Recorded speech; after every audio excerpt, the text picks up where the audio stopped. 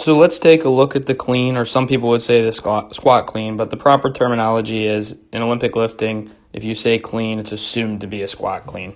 So let's take a look at Morgan here taking a 60 kilo clean to give an example. So let's watch the clean in full motion first.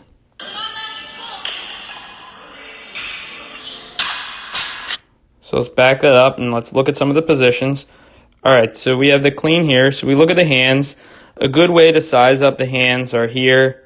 The arms should be gently outside the legs. So when you set up, your arms should be kind of gently touching your legs, not pushing in too tight and not so wide that there's a lot of space there. So that's the setup. The feet should be a little bit closer together. That's going to depend. The feet width is going to depend on the lifter. One thing I like to do to size up a lifter for a snatch or clean is have them kind of stand up, move around, close their eyes, and get ready to do a vertical jump. And that's usually a good starting position from the pull, because the pull position should be the position where the athlete can generate the most power. That might adjust a little bit as the athlete learns and they kind of come to see some uniqueness in their build and how they move, but that's always a good starting point. So then we look here. The other thing we're looking at is off the ground.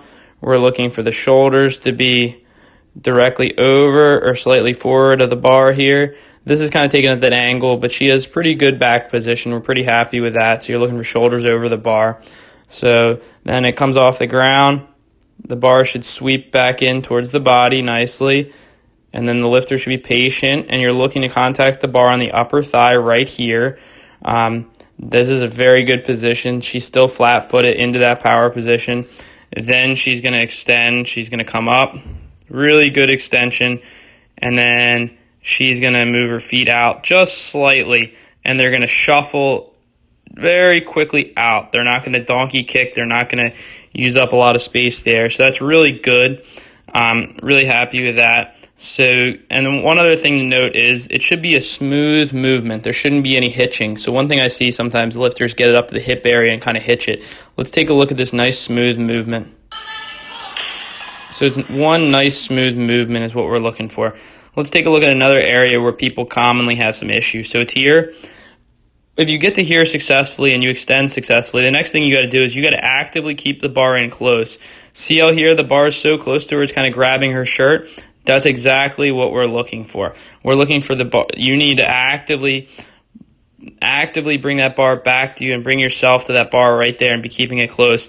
Another common mistake when people do a full clean is they dive under it a little bit. Morgan does a pretty good job, but I think she could do a better job of kind of meeting the bar. So there's the bar's peak height, right about there.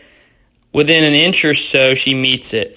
She meets it right there at parallel. This is really good. So if you watch this in full motion, so she's meet the bar, it's kind of secured right there at about parallel. Then she rides it down. If you watch this in full motion, this is a common mistake I think people do when they watch lifts. If you watch it in full motion, you think that she kind of dove under the bar and went right to the bottom, but that's not actually what happened. So there you go. So that's the clean. I went over some common issues with it. We'll watch our second rep here, and let me know if you guys like these videos and this is helpful for learning.